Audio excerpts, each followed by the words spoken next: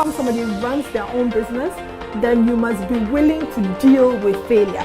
Do something out of the norm at least once a month. Best thing for an entrepreneur, being able to listen to what a client is saying and be able to realize what the client needs and sell it to them.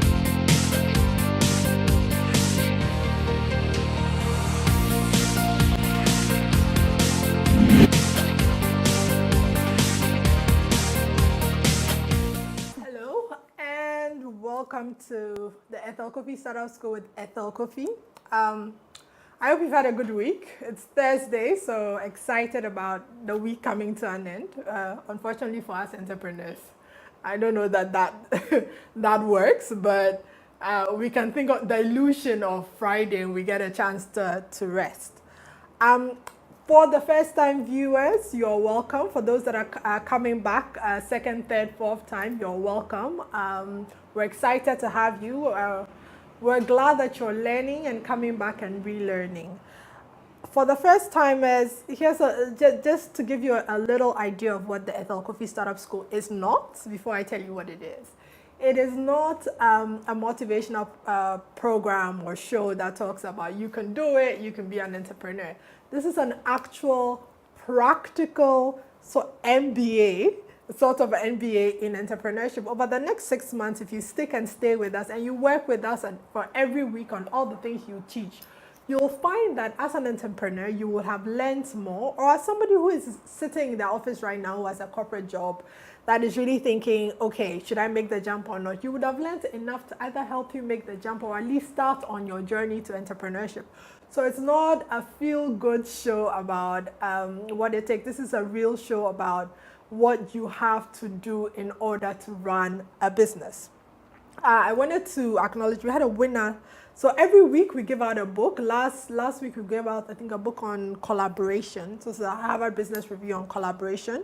The winner was Kwame Asaridodu. So congratulations, Kwame Asaridodu. And if you stick and stay with us until the very end of the show and answer the question, you will also be able to win. I'll tell you a little bit more about the book that we're giving out this week. I think last week there were a couple of questions or a couple of comments that we didn't get through before the show ended. So I just wanted to give a quick shout out to Yao Bing, YouTube, Kwame Asaridodu already, then to Jewel Brown, and Emmanuel Edemao, George Hayford, and Nyameba Kwesi. Nyameba, okay, it's nice spelling. Nyameba Kwesi Amwane for commenting and sharing questions and sharing our content with people that you know that might need it. So I'm going to ask you to take a moment now. If you know somebody who needs to hear about how to build their business, how to grow their business, please share it in your timeline. So share in your timeline or tag them in the comments so that they will be alerted to the show and they can watch it. And today we're talking about validating your business idea. So we'll get to that soon. But before I do that, let me talk to you about the book we're giving out today. So I promise that if you stick and stay with us, at the end of the show, I'll ask a question. So the very first person that's able to answer the question, and I will try and be tricky so that it's not just a straightforward question. This week I'm giving away the Harvard Business Review book on communication. So it's a good book to read. Again, it's a Harvard Business Review book, so it's a good book. We're talking about business validation. So part of validating your business is learning how to communicate. So this is a good book for the right time that will just enable you to be able to learn how to communicate your thoughts with your employees, but also sort of marketing communication, communicating your product to your customers. Right, so that we've gotten all the intros out of the way now. Let's start with today. Today our topic today is validating your business ideas. So here's the thing. You can sit in your room and sit in your house and think, oh, I think I am going to run a business that does A or B. You know, you have an idea and then you launch it. Because I've done this before, I'll tell you. And then it doesn't work. Nobody buys from you. Nobody wants the product. And then you're wondering, am I meant to be an entrepreneur? This is such a big failure. This is essentially my story because, if you've listened to my story, I left a very nice job in London working in consulting to come and start a business in Ghana. And I didn't really do any validation of my ideas. And I lost all my savings. So all my, all my savings that I had brought in to start a business, I lost all that money because I just hadn't validated business. And you all know somebody who's telling you about their business idea, you're just like, this thing is not going to work, right? And they haven't validated it, but they've started it and they're excited about it. So today, we're trying to ensure that at least you mitigate the risk, right? So this is the whole thing about the Ethel Cofie Startup School. The problem is for us entrepreneurs, for even those that have just started and those who are thinking about it. You're sitting in your office right now or wherever you're sitting listening. You're thinking, I'm struggling. I don't know what to do.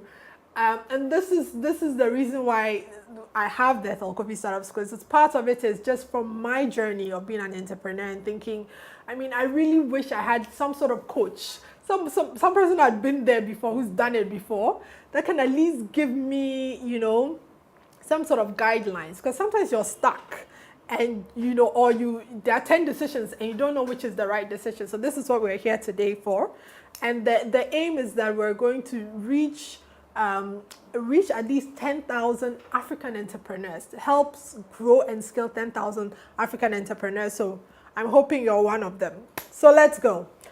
How do you validate your business? Before I go through those steps, I also want to talk about how to generate the ideas, because I've talked to some people and they think, I want to be an entrepreneur, but I don't know what business to do.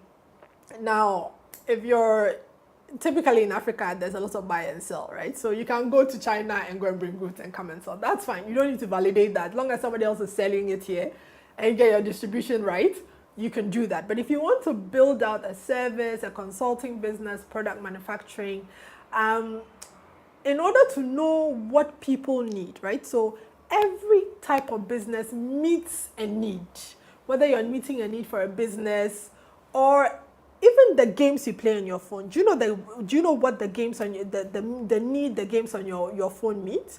They meet your need to not be bored. And they meet your need for competitiveness. Everything meets your need, right? So you've got to solve a problem. So you've got to go out. Don't spend time by yourself thinking through ideas. Actually go out, talk to people, meet people, move. Remember when I talked to you about the first week when I said, move out of your comfort zone. Go and talk to, if you're a doctor, go and spend time. If your friend is a salesperson, go and spend time in their office. All these things give you an opportunity to see the problems out there and how you could possibly build a business to solve it. So in order to generate ideas, you've got to go out, meet people, talk to people, be part of conversations, do things that are outside your comfort zone, and you'll be amazed at how many things you see. There was something on the TV, was it on the TV a couple of weeks ago, somebody who's repackaged, the Ghanaians will know the sapo, and they are selling it in the US, and I think it's less than $1 in Ghana, but it's selling it for $12 in the US, right? So you never know. Go out there, see people, understand what the need is. Okay. Now that you've generated the idea, most people have an idea of what they want to do. Now let's talk about validating the idea. The first thing is first thing you need to do is to validate the problem. Like I said before, every solution, every business is solving a problem. Solving a problem, right? So the first thing you've got to, we've met people like this. Somebody was talking to me a while back. I've got to remember. And they were talking about how their business, what they do is they come in and they rearrange your closets so that, like, their thing was women don't want to spend money to buy new clothes. So they come in and rearrange your closet so that you can do, if you are maybe used to wearing this top with this skirt, they come in and rearrange your closet so that you can sort of see the different things you can wear and sort of give you a fresh look. And I thought, I want to buy new clothes. Actually, not a problem that I have. Maybe this, I want to make more money so I can buy clothes, but there's not a problem that I have that I do not want new clothes. Every woman, I think, with a few exceptions, wants new clothes. Everybody, I think, wants new clothes. So craft your problem well. It could be that, for instance, let me use a really good example. So my company, Adult Technology Consulting, we're an IT consulting firm. We have one product. We have one software product, which is a customer relationship management product. Now, when we're thinking about that product, one of the thoughts that we had was, okay, we want to sell it to sales managers, one. And then the second thing we thought was like, look, one of the biggest problems sales managers in large companies, so we're talking about companies that are making revenue of maybe $2 million and above. One of their biggest problems is ensuring that their salespeople are meeting targets. Now, we felt that one of the biggest problems for them was they were not able to get the information quickly that maybe the targets were not being met so that they could make changes. So for instance, instead of being able to instantly know that, okay, if my target for this week is $100,000 and as at Thursday, we have only talked to people that can bring us $20,000. There's a problem, and we need to make a change. So that's a problem that we felt that salespeople had, or sales managers had. So this is companies that are making upwards of $5 million a year.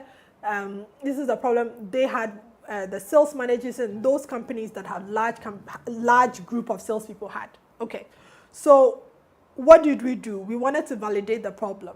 And I'm going to go through a list of questions we asked. These are a list of questions you should go out and ask your target market. So don't sit in your room and dream up the business idea, because it's not a room that is going to buy it. It's the people out there, the businesses and the human beings out there that are going to buy it, right? So first, the first question we ask is, tell me the last time you tried to do X, right? So it could be, for us with the customer relationship management tool, it was, tell us the last time you tried to ensure that your you could manage your sales pipeline, or tell us the last time you wanted to make sure that your sales people were going out there and selling to meet the sales your sales targets, right? So the typical sales manager will say, oh, I do this every week, right? And relate this to your business. They'll say, I do this every week. I try and track what they are doing, who they are selling to, their activities. So if I have a 20-man sales team, I'm trying to track all these 20 salespeople. And you ask them, but why do you track them? Again, we're going to ask the same question in different ways so that we can get the right answer, right? So human beings sometimes, how they answer questions might not be straightforward. So you want to ask the same question about 3 or 4 times. So you've asked them, the first thing we asked is, we framed it in terms of of what we thought their problem was, right? So when was the last time you tried to manage your sales, make sure that you could see what your sales team was doing? They're like, oh, I do this every Friday. I do this every week. And then you ask, but why do you do it? So you want them to validate the problem. It's like, no, I make sure that I track my salespeople, because without that, I won't know if we are not making the sales target, so that I can change strategy. You see, they are now telling you what their problem is. You've asked the question, you framed it, but you've asked another question, and they're now telling you, they might be telling you a little bit of what their problem is. Next is, again, a different variation on that question is, what are you trying to achieve this? And the salesperson might say, I'm trying to achieve my revenue targets. Look, I'm the sales manager. If I don't hit my revenue targets, they are going to sack me. Or my company is not, or if it's an entrepreneur, if I don't hit my sales targets, then my company is not making enough to make a profit, right? So that, again, you are walking them through what their problem is and how they would like to solve the problem.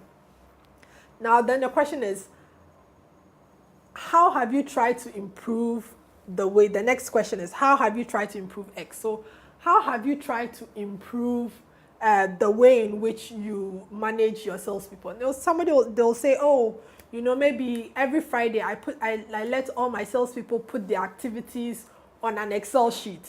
So they can write, oh, I talked to 20 customers, one from this company, one from that company, one from that company. This company could bring in maybe 10,000. This company could bring in maybe 20,000. So I have them put it all in an activity sheet or an Excel sheet, and they bring it to me on Friday. That's how I have tried to improve the tracking, rather than trying to maybe use emails. I now use an Excel sheet, which I get every Friday. Now, and then you ask them again, maybe if you can get them to show you the Excel sheet, right? Show me how you do it. So show you the Excel sheet. Okay, all right, so this is how, and then I put all of it together and I look at all the 20 salespeople's Excel sheets, right? And then I try and figure out, okay, if my target is 100,000, okay, right now my salespeople are only talking to, the pipeline we have is about maybe 20,000. So it doesn't look like we are going to hit the target, right? Now, you see what we've done here? We've asked enough questions and we've asked them to show us that we're validating whether actually this is a need. Now, the salesperson has told us that actually this is a problem that we might have. This is a problem that we have. That I have, this large number of salespeople, and I get them all to send Excel sheets, and it's, such a hassle managing it. So we are validating, okay, we think that this problem that we think that we can solve for this company, we think that it's a valid problem. Okay, then the next question you ask, which is one of the most important questions, are you already paying for a solution to solve your problem?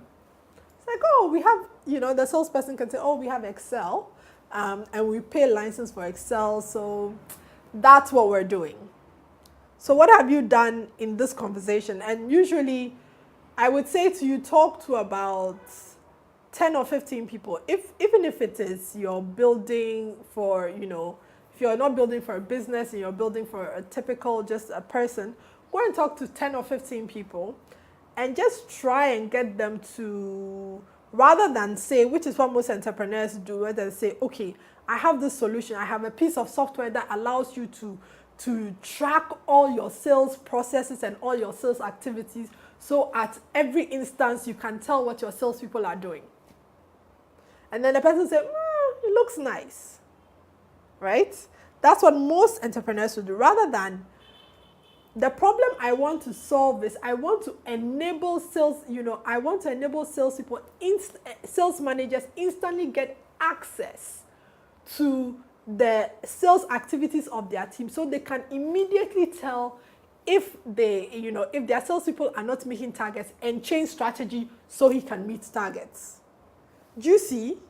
You see the difference in thinking or asking questions? Because I don't know which country you're in, but in some countries, honestly, people are very nice. If you tell them, oh, do you think it's a good idea? They'll say, yes, it's a good idea. And then when it comes to buying, they won't buy. Right? So validate the problem. So let me walk through the questions again. 1, can you tell me the last time you did X? So put X with the problem you're trying to solve. What is the reason you do X? Again, the problem you are trying to solve. What are you trying to achieve by doing X? Actually, let me read from here. This is much better. How often, what are your reasons for doing X? This is the activity that the problem solves. How often do you do it? What are you trying to achieve or get done by doing that activity? Can you describe step by step how you do the activity? Or can you show me how you do the activity? What happens before and after you experience the problem? So I'm going through an in-depth set of questions, right?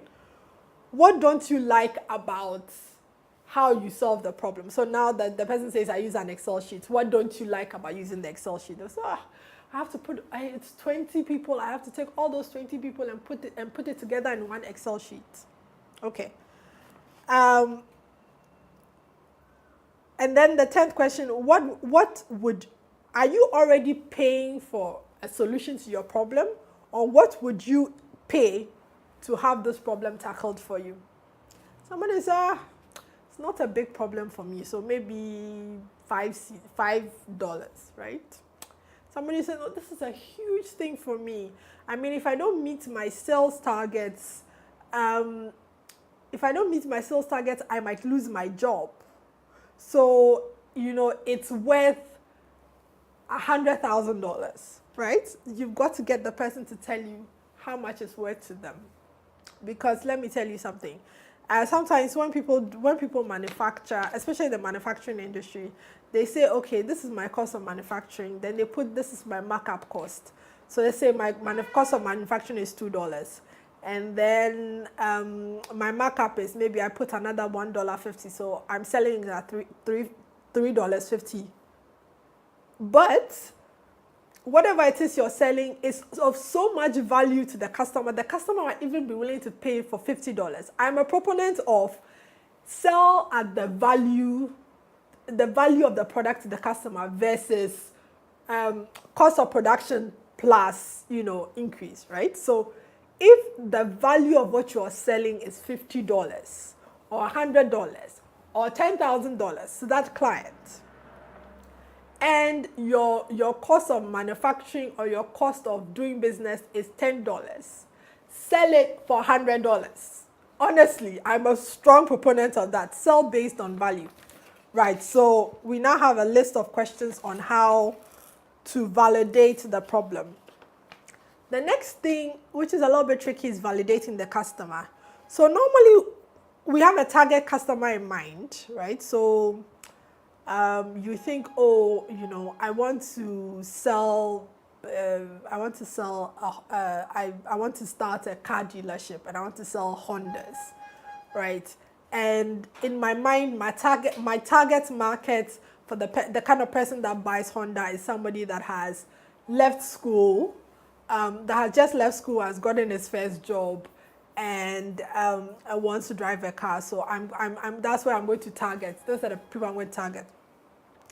And then you go out and you find out that the people that have left school don't have enough money to buy Hondas. So they're not interested in buying a Honda, right? So maybe you might even do your marketing towards, you go and do your marketing at maybe graduation ceremonies, right? Because you're thinking that's your target market. And then you find out that actually the people who you are targeting cannot afford to or do not want your product, right? So validate the customer. So be very specific in your mind. Be very, very specific about which your demographic. You see, the demographic is, right? So you see how I described it right now. My target market is students that are just graduated and in their first job.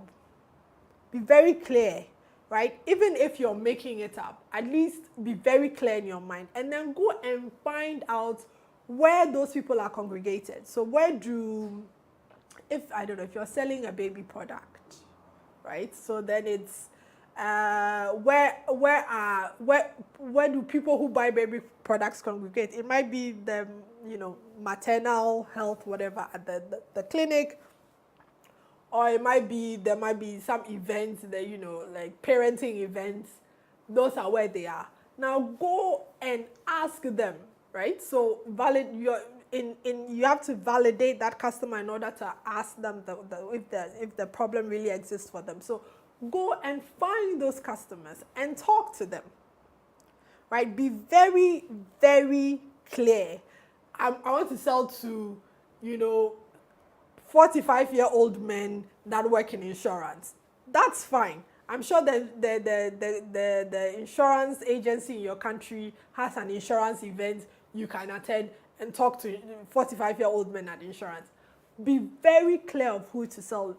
Don't say that I sell to everybody. Even Facebook started by being specific about their target market. Facebook was for students in Ivy League universities. That's how they started, right? So they started out at Harvard, Stanford, and they were using it. And guess what? That generation left school, right? And then they expanded as more universities wanted to get. That generation left school, started working, and I don't know how old Facebook is now, and they are now they've Facebook, for instance, has right now is Facebook is getting older because the younger generation, the 15-year-olds don't necessarily like Facebook and they want to do Snapchat and Instagram, right? But that's a problem Facebook needs to solve because they targeted us, my generation actually, where we were the Facebook generation. They targeted my generation and we've grown and we're now, running companies and doing this. So there's an older demographic on Facebook. Be very, very clear who your demographic is. Go and find them and talk to them. Validate that. Because if you find out that actually it might be that you have a good demographic you can sell to, but the problem you have is not the problem that they want solved. So you can tweak the problem, right? And then sell them something different. Or that you have a problem, that's a valid problem, but your demographic or your target market is wrong. And then you have to change the target market. But all these things so that you won't have spent money investing in marketing, building a product, and then nobody wants to buy it. All this is to prevent you from getting to that point where you have a product but nobody wants to buy it. Okay.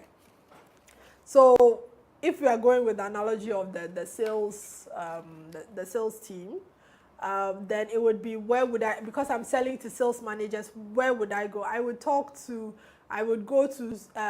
there's a lot of people that train sales teams and sales managers. So I would go and talk to them and say, oh, I would love to come to one of your sales training events and talk to the sales managers there to see if this thing that I want to sell is a valid product. You see, I'm going to find the people that I want to sell to immediately and then talking to them and validating. So we validated the problem and then we're validating the customer. Most of the time you do both things at the same time because I ask that you do a lot of observation and you do a lot of asking questions because the thing is sometimes a human being will answer a question a certain way but will behave a different way. For example, when they ask people, would you put money aside for your pension?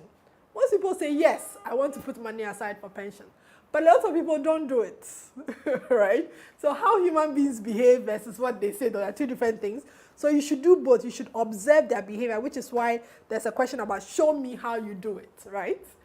And then versus, just tell me how I want. A lot of people will tell you, I want to exercise, but they don't go to the gym. Right? So be very clear on observe, but also ask questions. And then the third thing is validating your distribution. So here's the thing that I think I have learned just over my time of running adult technology consulting, Women in Tech Africa, and all these other things. I do innovation consulting for businesses, so like companies like the African Women's Development Fund, MTN. I've done innovation consulting for them, and I'm in Cote d'Ivoire in about 3 weeks doing innovation consulting for the CTA. One of the things that I've learned is if you have a good product but you can't get it in front of the customer, you know what? Forget it. Then you're going to fail in business. You have a great product that solves a great need, but it's not in front of the customer. So you might, if you're doing, and I go back to manufacturing, if you are selling, a yogurt or a drink, that is amazing, the best thing ever, right?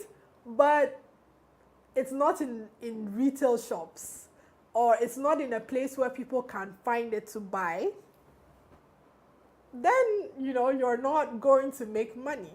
So the third thing, and next week we'll continue, next week we'll talk about validating the solution and validating pricing. Validating the solution and validating pricing. But this week we'll just end at validating distribution. how do your customers want to be reached? That's the question you have to answer when you're getting your distribution. And before I forget, for those that need reminder, at the end, if you're listening intently, I'm going to give away the HBR Harvard Business Review book on communication. Part of the whole thing is, again, you're asking a lot of questions. So how do you communicate with your team, clients, customers, distributors, partners? Learn about communication. Remember also, again, if you know somebody that really needs to hear what I'm talking about today, share it on their timeline. Just tag them in the comments so that they can watch it to the end of the video. Okay, so how will your customers want to buy your product? How will they want to buy that product? Some people, they don't really think about that because they think, oh, if I build it, they will come. I don't know that that is necessarily true. If you have a nice product and it sits in your house or sits in your room and nobody can find it, guess what? You're not going to make a sale. Some people will distribute it in a retail store, right? So they might build their own retail store, or they might sell to bigger retailers. That's a distribution channel. Or can my product come bundled? Can I partner with someone else and sell it in a bundle? So, I talked to you about the customer relationship management software that my company sells. One of the things we thought about when we were actually validating the product was the first way we can do it. We can have our own salespeople go and sell it. Or there are companies that have cloud hosting, for anybody, cloud hosting services, and they sometimes resell software systems as part of their cloud hosting. So they might be selling like a hosting to a company, and they might say, oh, if you're doing, if we're selling you internet or we're selling you cloud hosting, we can put this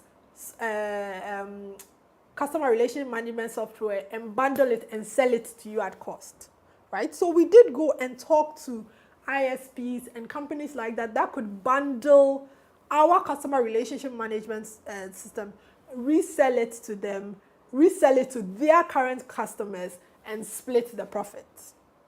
Again, it means that if that's how I was going to sell it, it means that I don't need to necessarily hire salespeople. All I need is to go and talk to ISPs.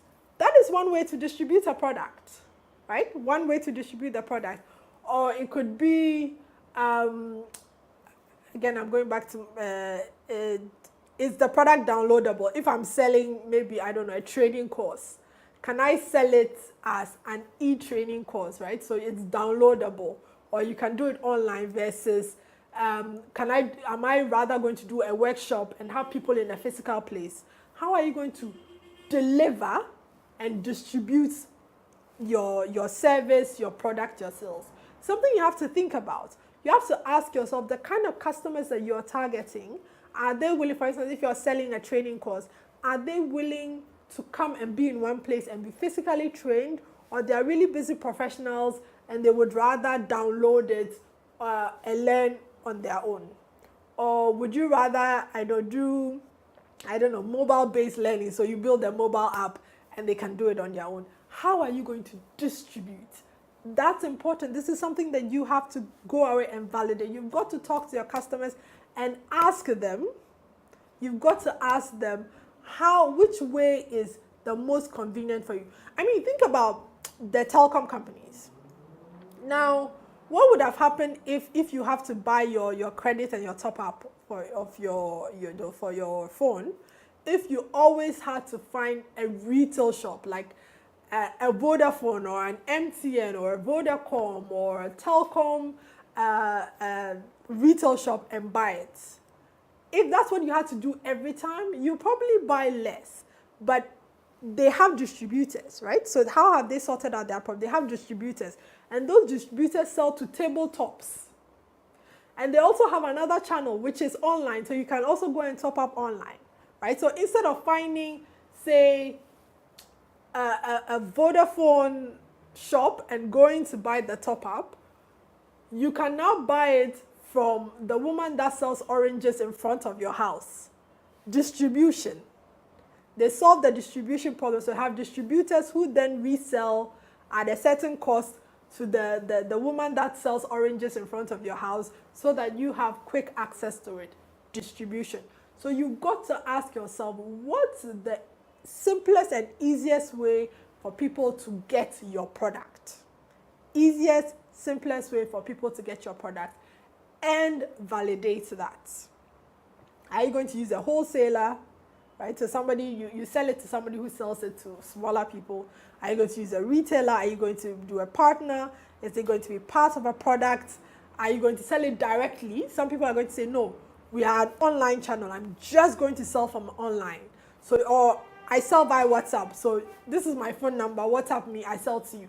That is fine. But you've got to validate it. If you're selling to people in the village and you're thinking WhatsApp, then you know that your distribution is going to fail, right?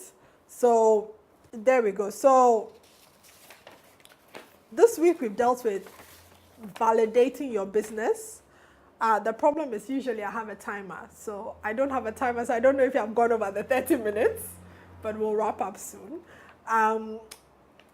The first part of this is with validating your business idea before you even go out and build something, right?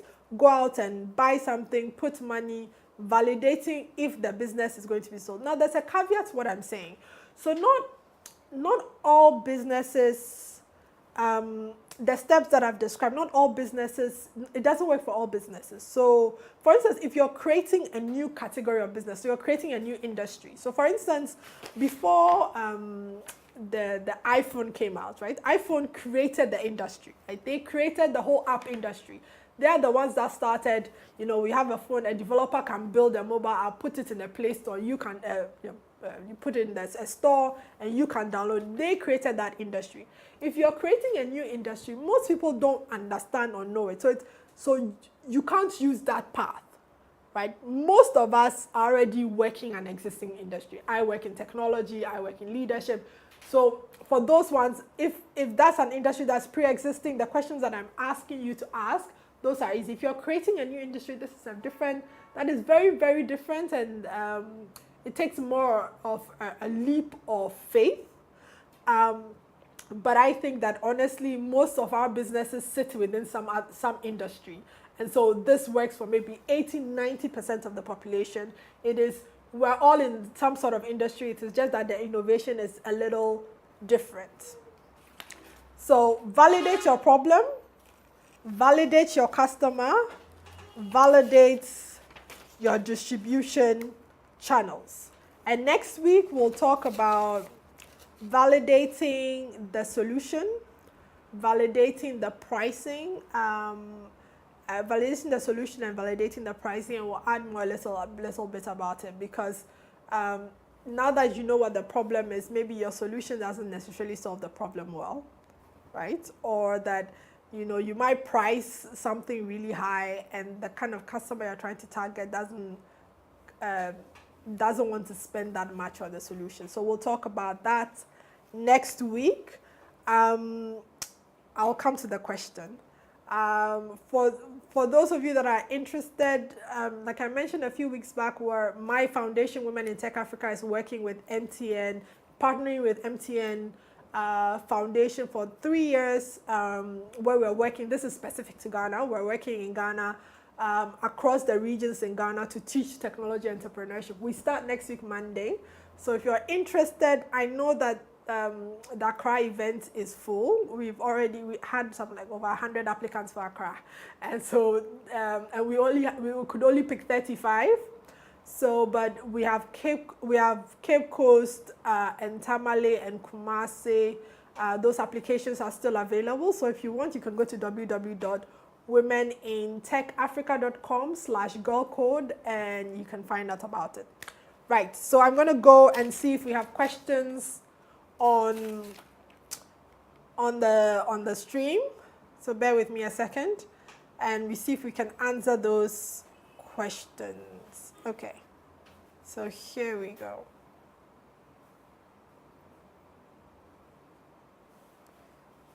I don't think we have, I think there's somebody else who's trying to make sure his products are seen. But I don't think we have any questions. So I'm going to set up, or I don't see any questions. So I'm going to set up, I'm going to ask the question for the week.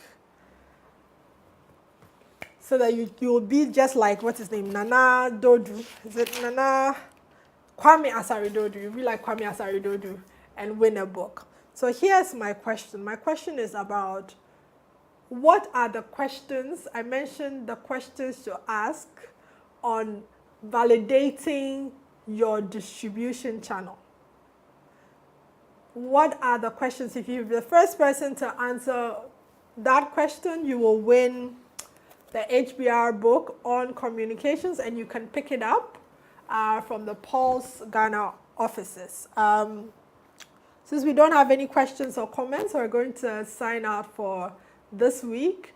My action point for you this week is take time out, walk out of the building, go to a place where you think that your target customers are, and strike up a conversation. I'm going to ask you to tell me your stories next week when we come back. Strike up a conversation and try and talk to at least 5 people.